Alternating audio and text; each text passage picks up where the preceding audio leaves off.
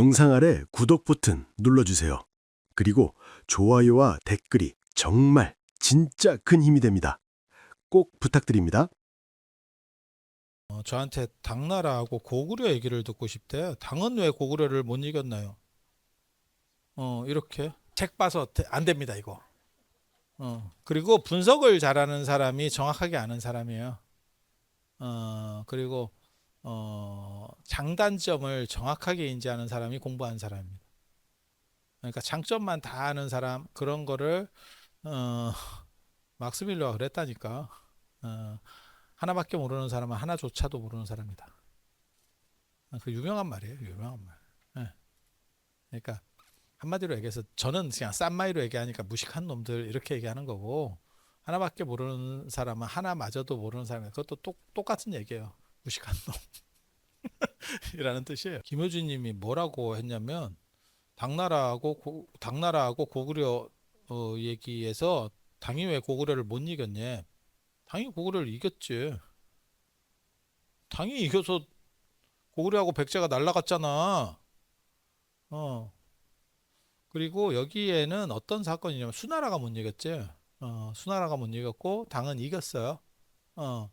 당 고종 이치 때 결국 고구려나 백제가 다 넘어가잖아요. 물론 고생을 했죠. 그냥 간단하게만 가르쳐 드릴게요. 왜 이거를 제가 붓다로 대해서 옛날에 이 얘기를 해주려고 했으나 제가 삼국유사로 넘어가는 바람에 이 얘기를 못 해줬거든. 중국이 있고 우리나라가 있잖아. 중국이 있고 여기 이제 한반도가 있는데 이 거리가 되게 멀어요.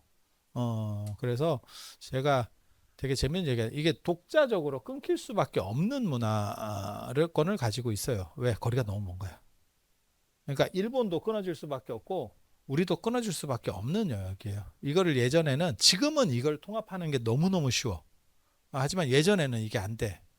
그래서 왜 우리는 중국 옆에서 계속 약간 똘마니 노릇을 하고 있었음에도 불구하고 한 번도 직접 지배를 받아보지 않았느냐? 멀어서요. 그냥 이유가 딴 거 한 개도 없어. 그냥 멀어서야. 그리고 그게 고구려를 깨트렸을 때도 똑같이 나오는 거야. 그렇게 힘들게 고구려를 깨고 왜 중국은 직접 지배를 하지 않았느냐? 여기를 지배하는 돈이 있잖아요. 여기 세금보다 더 들어요. 이게 거리가 머니까. 그래서 안 한 거예요. 그래서 유민들을 다 잡아가는 걸로 끝낸 거고, 거기가 공지가 되니까. 그럼 왜 신라는 올라가지 않았느냐? 굳이 뭐 사람 몇 있지도 않은데 저기 뭐하러. 그러니까 이게 내가 늘상 얘기하는 게 있어. 지금 국경 개념이라고 하는 거를 영토 주권이거든요, 지금은. 그러니까 영토라는 개념이 뚜렷한 거고, 예전에는 그게 아니에요. 우리 국민이 어디까지 있느냐에 대한 거고, 영토가 많아봐야 뭐 하는데, 귀찮기만 하지. 그리고 옛날에는 영토 개념도 별로 없는 게 지도 개념이 없어요. 지금 여러분들은 한반도, 중국 얘기하면 지도가 머릿속에 떠. 자, 조선시대 사람이야. 한국 지도를 알 것 같아? 반도였던 거는 알았어요. 고려시대 사람도. 그래서 민지가 뭐라고 얘기했냐면, 민지가 고려 중후기 때 사람인데, 우리나라가 섬나라하고 비슷하다라는 얘기를 써요. 왜? 금강산 법기보살 얘기할 때 금강산이 섬에 있는 거거든. 그래서 금강산과 우리가 실제로는 불경에 묘사된 금강산 섬에 있는 것과 우리나라의 금강산이 비슷하다를 얘기하려고 우리가 섬과 비슷하다 이런 얘기를 쓴다. 그러니까 지도에 대한 인식이 없어. 조선의 임금은 지 나라가 어떻게 생겼는지 정확하게 몰라요. 그냥 고구마 같이 알아요. 우리가 지금 여러분이 아는 것처럼 대동여 지도 그런 거 아닙니까? 조선 말이잖아. 조선 말이잖아. 그리고 대동여 지도를 어떻게 우리가 대했는데, 대단해요 라고 한 거가 아니고 태웠죠. 목판을 태웠죠. 진짜 미개하게 대했지. 그걸 가지고 뭔가 물류 유통을 하고 뭘 할 거를 계산을 해야 되는데, 이런 거 알아서 뭐 하니를 했죠. 중국 황제는 더 심해요, 우리보다. 지네 땅이 어디까지인지 몰라. 이게 안 된다니까. 그러니까 지금 여러분이 생각하는 거하고는 완전히 다른 세계라고 보시면 돼요. 그래서 신라가 올라갔으면 됐지. 당나라가 유민들 끌고 가고 고구려 깼고, 그럼 거기 이렇게 우리 땅 이렇게 해서 먹으면 됐잖아. 안 먹잖아. 왜? 그거 먹어봐야 거의 먹잘 것도 없고 그러니까 쉽게 말해서 단위당 사람이 적은 거예요. 그러니까 예전에는 조세주의라는 게 있어요. 그러니까 내가 어디까지 세금을 걷느냐가 내 영토야. 음. 그러면 세금 걷는 사람이 좀 더 가면 어떻게 됩니까? 거기까지 내 영토. 뭐 이렇게 가는 거야. 음. 그래서 고구려가 땅이 어디까지인지 몰라요, 정확하게 말하면. 그 북쪽은 그냥 우리가 추상적으로 그리는 거다. 이렇게 대충 이 정도 아닐까요? 야, 여기가 사람이 그렇게 있는 데가 아니에요. 러시아가 커지는 걸 생각해봐. 러시아가 커질 때 아무도 말 안 한다. 왜? 그걸 뭐하러 먹나. 이 생각을 유럽이나 다 그렇게 하고 있었던 거예요. 지금은 저 거지 같은 그린란드 가지고도 지금 막 박 터지게 싸우잖아. 그죠? 근데 얼마 전까지만 해도 사실은 미국이 그 좀 예전에 움직였으면 그거는 뭐 그러던가가 됐을 거야.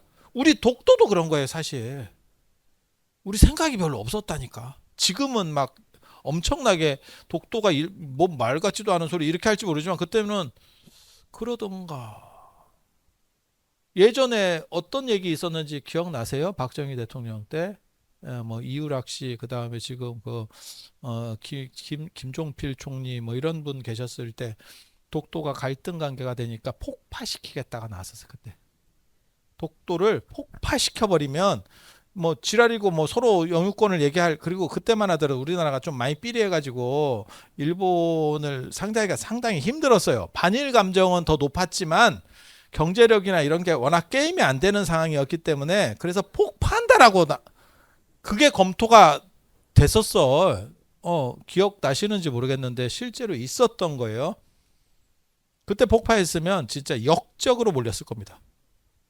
뭐 을사오적 비슷하게 진짜 그때 폭파했으면 뭐 이런 이제 이렇게 됐을 건데 그때도 그 생각이 그렇게 있지 않았던 거야. 생각을 한번 해봐. 그러니까 그걸 폭파한다 그랬지. 지금은 한 뼘이라도 국토를 뺏기면 그건 내려와야 돼요. 지금 대통령이라도 누구든 다 내려와야 돼. 그건 있을 수 없는 일이에요. 그러니까 지금은 영토주의인 거고 예전에는 조세주의라니까. 그러니까 북방으로 우리가 고구려가 부여가 도대체 어디까지 가는지 잘 몰라. 말 타고 댕기는데 뭐. 그 세금 내라 그러면 나 간다 이러고 가버리면 끝이야. 뭔 세금 거두러 갔더니 이놈이 없네. 끝이야. 그럼 뭐 그것만 있겠어. 뭐 관리 파견하면 뭐 띄어먹는 놈도 있겠지. 그래갖고 받아놓고는 갔더니 그 사람이 없던데요. 뭐 이런 놈도 있을 거고. 아니 이게 짱구가 안 굴러. 딱 그런 게 있다고. 그래서 그리고 저기 뭐야 중동이나 이렇게 사막 같은 데는 오아시스주의예요. 그러니까 어디 오아시스까지가 우리 거. 이쪽 오아시스가 그러니까 오아시스와 오아시스 사이에는 공지가 있는 거야. 네 것도 내 것도 아닌 거. 왜? 그거는 모래밖에 없어. 아무 쓸모 있는 땅이 아니야. 그러니까 그거 네 먹든가. 우리는 오아시스까지니까 애매한 라인이 있는 거지 중간에. 그런데 이제 기름이 이러니까 이제 피 튀기는 거거든. 거기서 기름이 아니 여러분이 생각을 해보셔. 알래스카를 팔았잖아. 그게 지금 생각하면 말 같지도 않은 실책을 한 거예요. 러시아에서. 그게 그렇게 오래된 일이냐? 아니에요. 물론 뭐 우리가 오래된 사람들이라서 오래되지 않은 걸로 느껴질 수 있는데 아니 맞잖아. 그거를 지금 생각해 보면 그 자원이라든가 이런 걸 생각해 보면 야, 그 가치라고 하는 게 엄청난데 그거를 돈 몇 푼 받고 판다는 게 말이 되나? 근데 그때만 해도 러시아가 그것도 나쁘지 않은 데를 한 거고 미국에서는 무슨 여론이 일었는지 아세요? 바가지 썼다. 저게 돈 받아먹고 비싸게 사준 거 아니냐? 마치 그 뭐 한평에 그 황금박쥐 논쟁 비슷한 게 있었어요. 그때 그 미친놈들 무슨 황금박쥐를 만드느냐 그러다가 지금은 어떻게 보면 참 선지식이지. 미래를 내다보는 참된 눈이 있다. 길 뚫고 뭐 터널 뚫어 가지고 사람도 안 오고 저 울릉도에 공항 만들고 이런 것보다 100배 낫다. 그거에 비해서 뭐 이거는 졸고 있으면 돈이 올라간다. 20몇 억을 들였는데 400억이 됐다더라. 아니 뉴스에 나오잖아.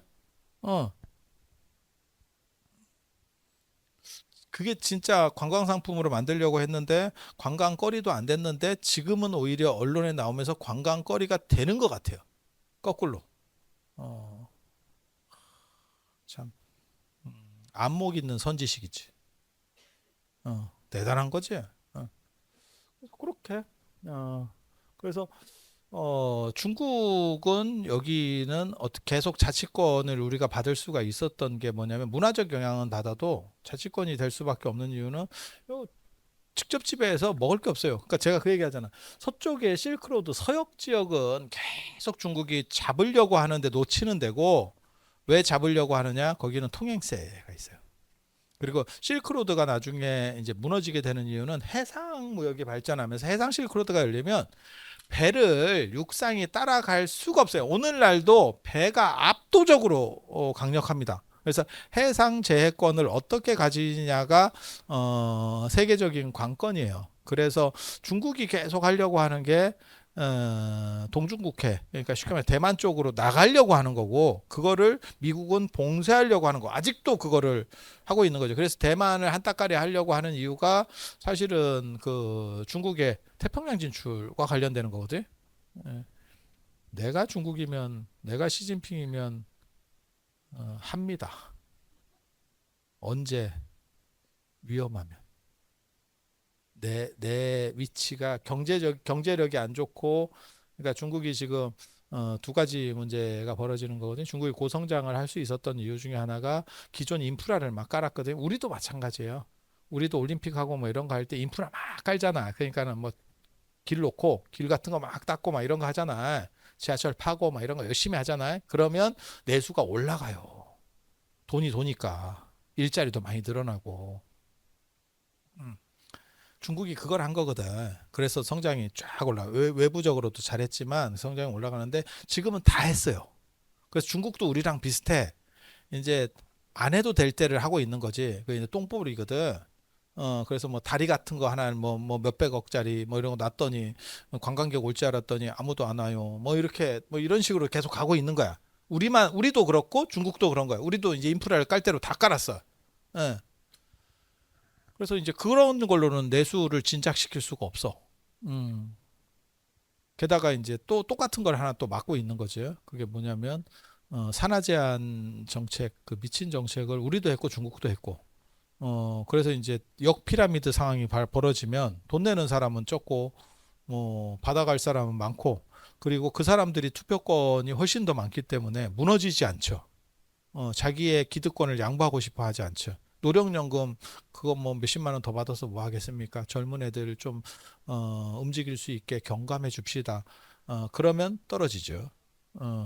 그러면 떨어지죠. 그리고 이게 대통령이든 뭐든 이렇게 단임제로 하면 좋은 점도 있지만 나쁜 점은 폭탄을 제거하지 않죠. 그냥 돌리죠.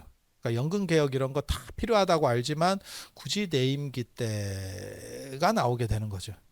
그렇게 해서 이제 뭐 결국 다 이제 나라가 나중에 망할 거예요. 그러니까 우리 살았을 때 IMF를 한번 더 보게 될 거라고 저는 생각하는. 중국도 똑같아요.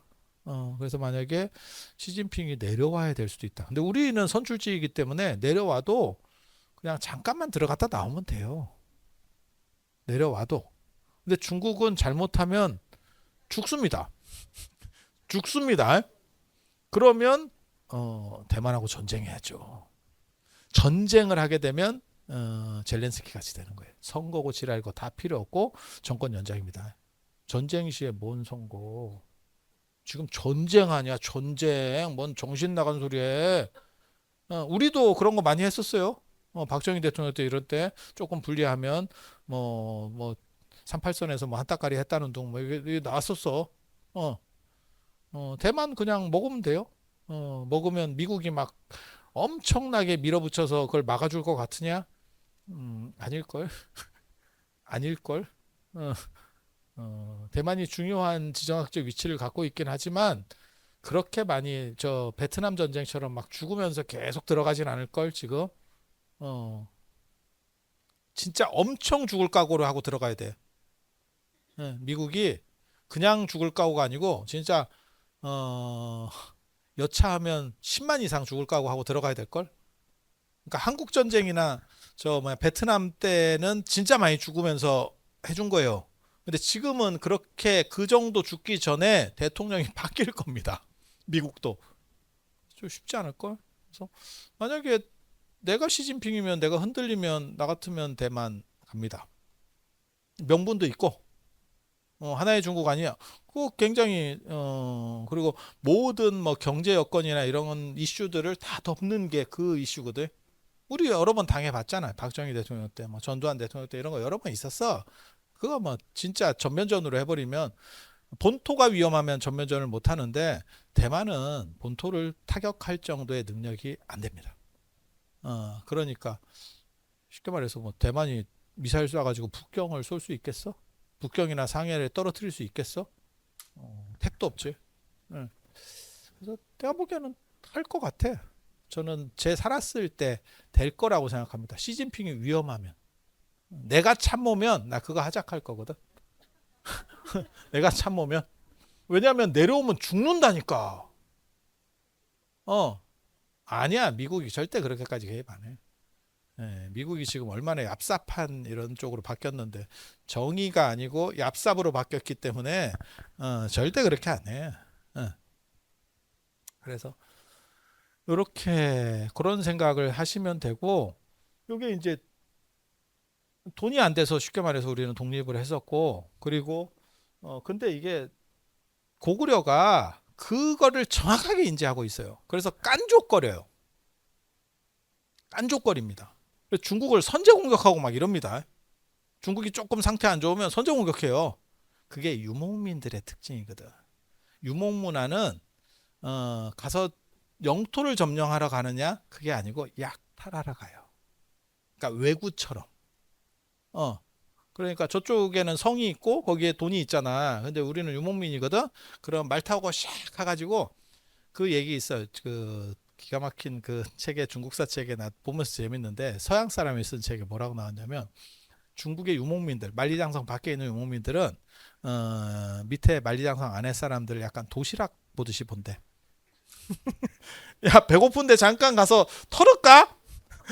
털을까? 이렇게 그러면 여기서 열받아가 그 쫓아오잖아. 그럼 말 타고 쫙 가면 오다가 지쳐서 간대. 이게 고구려가 농경하고 유목이 섞여 있다니까.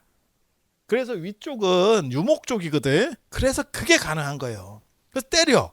그러면 중국 입장에서는 이게 체급도 안 되는 게 이게 이러고 가는데 문제는 여기서 가잖아. 여기에 또 성이 쫙 있어요. 이게 신성, 뭐 비사성, 뭐 요동성 해가지고 쫙 있어. 그러면 중국 사람들은 또 이게 특징이 뭐냐면 이거 하나를 깨고 수도까지 내려간다고 생각하는. 하나를 깨, 하나를. 그러면 그게 청야 전술이라고 고구려 사람들이 쓰는 전술이 있어. 그건 뭐냐면 자기가 유목문화에서 가능해요. 자기가 살던 터전들을 다 불질러 버려. 불질러 버리고 산성으로 들어가. 오녀산성 이런 거 한번 쳐봐. 그러면 진짜 저런 걸 어떻게 함락시키노 싶은 생각이 든다. 딱 보고 있으면 저거 어떻게 함락시키지? 딱 그런 느낌이거든. 그런 산성에 들어가 가지고 그러니까는 마을은 전부 불질러. 유목문화에서 가능한 거예요. 조선 같은 농경문화에서는 마을을 다 소거하고 갈 수가 없어. 유목문화는 마을을 불지르고 산성 안에 들어가서 거기에 식량이나 쓸만한 건 싹 갖고 들어가는 거예요. 그리고 언제까지 기다리면 되냐면 겨울이 올 때까지만 기다리면 됩니다. 그러면 만주의 영하 40도 쾌송냉동이 얘네를 그냥 알아서 조져줍니다. 그러면 동상이 걸려 있거든 얘네가 지금. 그리고 보급이 끊어진대. 이게 얼고 길이 얼고 이러면 그리고 여기가 저 요하라고 하는 쪽에 습지가 많아요. 습지가 많으면 건너기가 이게 쉽지가 않다고 물자를. 그래서 여기서 좀 반쯤 얼어 있으면 성 밖으로 나가가지고 활을 쏴요. 그럼 이쪽에서 정면 승부 절대 안 합니다. 정면 승부를 안 합니다. 그리고 당나라 군대든 뭐 수나라 군대든 압도적으로 숫자도 많고 이렇게 쳐들어오면 다시 성으로 들어가서 그대로 또 졸고 있습니다. 이거 당하면 미칠걸. 그래가지고 결국 얼다 어는 것 플러스 밥까지 떨어지면 가요. 철수를 합니다. 철수를 하면 또 뒤통수에 나와가지고 활을 쏜대. 진짜 얌시럽게. 진짜 얌시럽게. 그리고 그 고구려 고운벽화에 나와 배사법이라고. 몽고도 마찬가지고 활을 앞으로 안 쏴요. 말을 타고 오면서 말을 뒤로 돌려놓고 뒤로 쏩니다. 야, 이거 당하면 미친다니까. 그러니까 보이긴 하는데 우리는 맞고 우리는 공격을 할 수가 없어. 그 유목민들의 기본 전술이에요. 그래서 유목민들은 절대 이렇게 판금 갑옷 같은 거나 미늘 갑옷, 그러니까는 이순신 장군 갑옷 같은 거 안 입어요. 그 무겁거든. 말 타는데 방해되는. 그래서 가죽 갑옷 입는다고.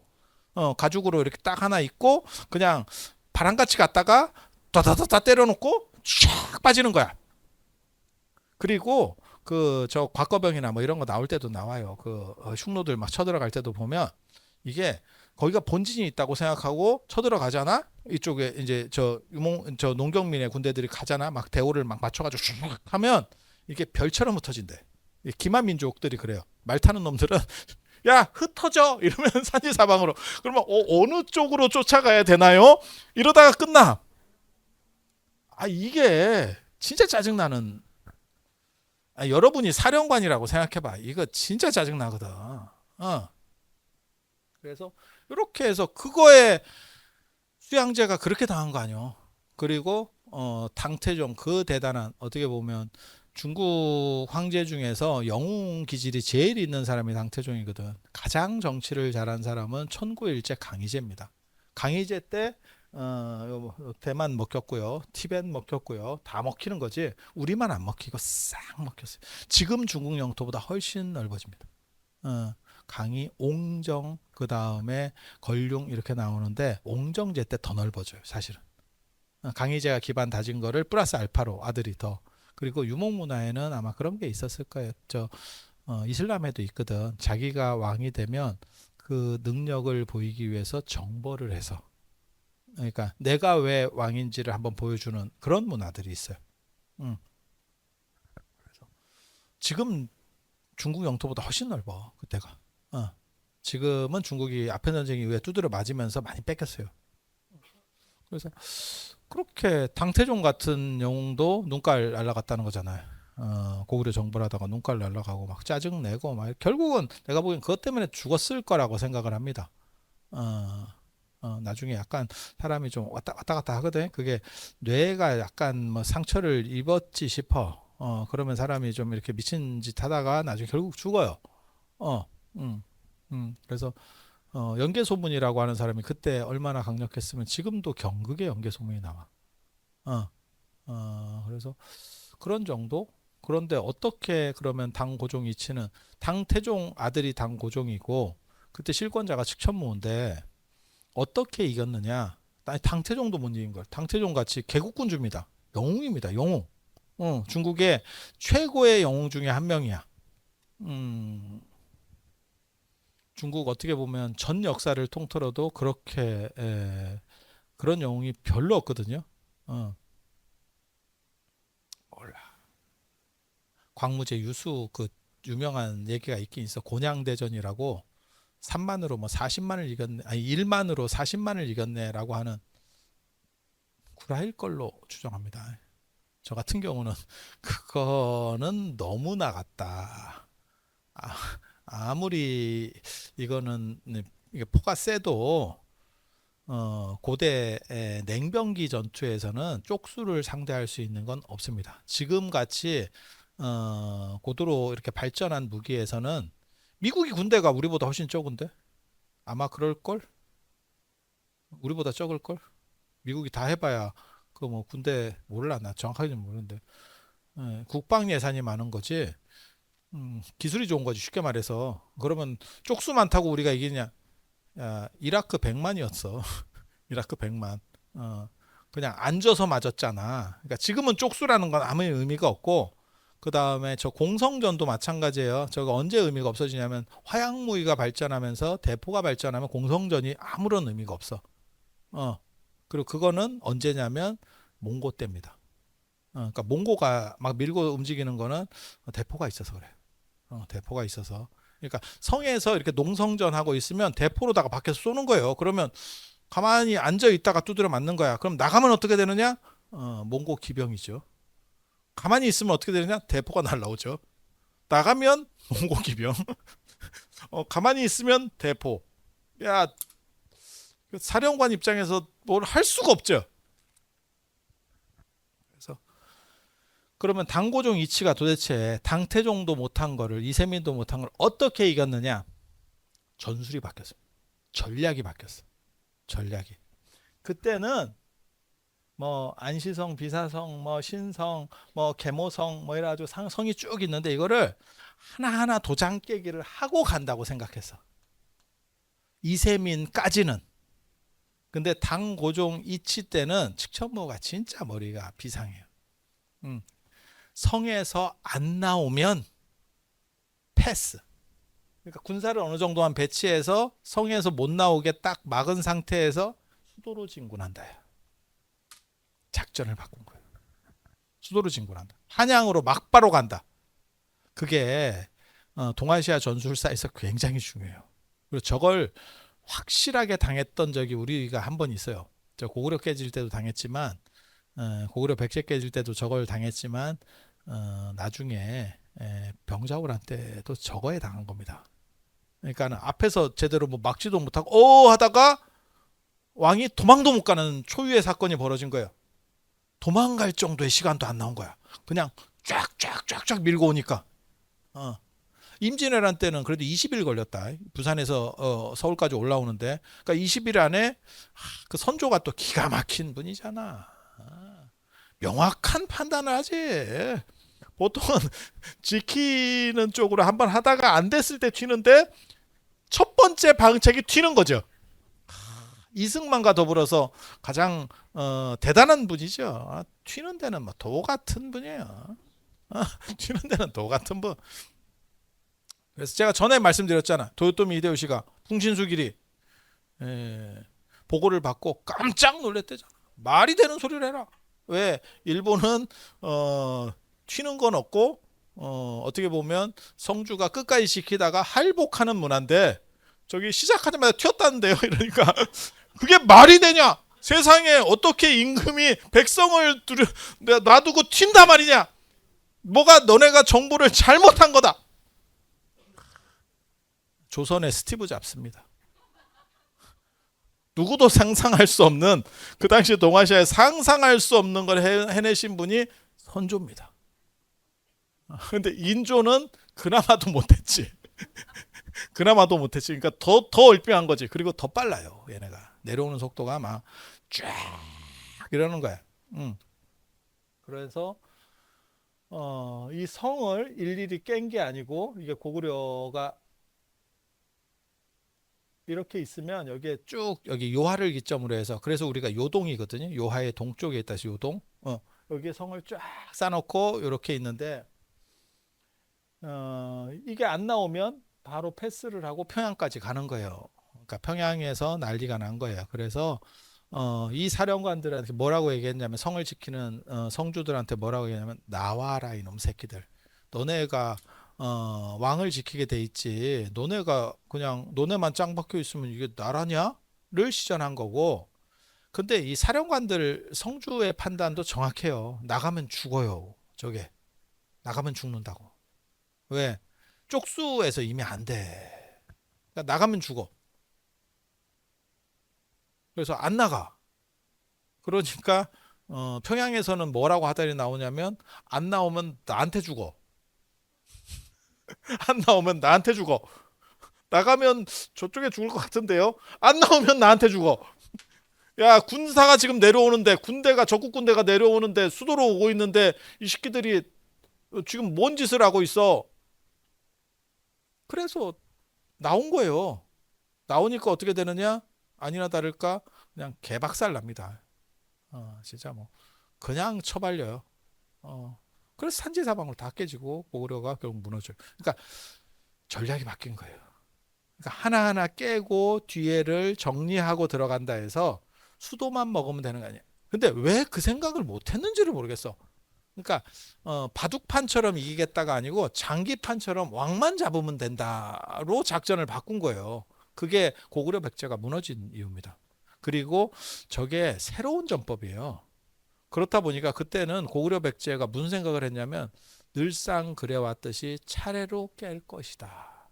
그래서 더 빨리 무너진 게 백제가 무너졌던 게 그렇게 진군해 올지를 상상을 못했대. 상상을 못했대. 어. 그리고 여기는 그런 룰이 없었는가 봐. 만약에 있었으면 성끼리 연결했어야 되거든. 진짜. 성을 연결해야 돼. 만리장성처럼. 음. 그래서 저게 이제 깨지게 된 이유예요. 그래서 당고종 이치가 좀 얼빙한 사람인데도 불구하고 당태종도 못했던 일을 했었던 거는 새로운 전술의 도입이에요. 그리고 거기에 새로운 이야기가 나옴으로 새로운 방식이 나옴으로 인해서 백제하고 고구려는 진짜 죽도 앞도 아니게 무너진 거예요. 어, 그리고 의자왕은 생각보다 잘한 사람이야. 잘한 사람이야. 그래서 의자라고 하는 것도 야 죽은 사람을 의자라고 불러주나? 그렇게 만국의 군주를 의롭고 자비롭다는 뜻이거든. 이게 좀 어, 뭔가 이렇게 기원이 있어. 그러니까 그 사람에 대한 약간 어, 계백 같은 느낌? 백제인들에게 그런 게 있는 것 같아. 어, 보통은 이제 망하면 나중에 그걸 뭉개버리거든. 근데 그런 게 남아있다라고 하는 것 자체가 조금은 재평가를 받아야 될 필요성이 있는 거예요. 근데 뭐 알 수는 없어요. 저게 다 망해가지고 잡혀갔으니까. 영상 아래 구독 버튼 눌러주세요. 그리고 좋아요와 댓글이 정말 진짜 큰 힘이 됩니다. 꼭 부탁드립니다.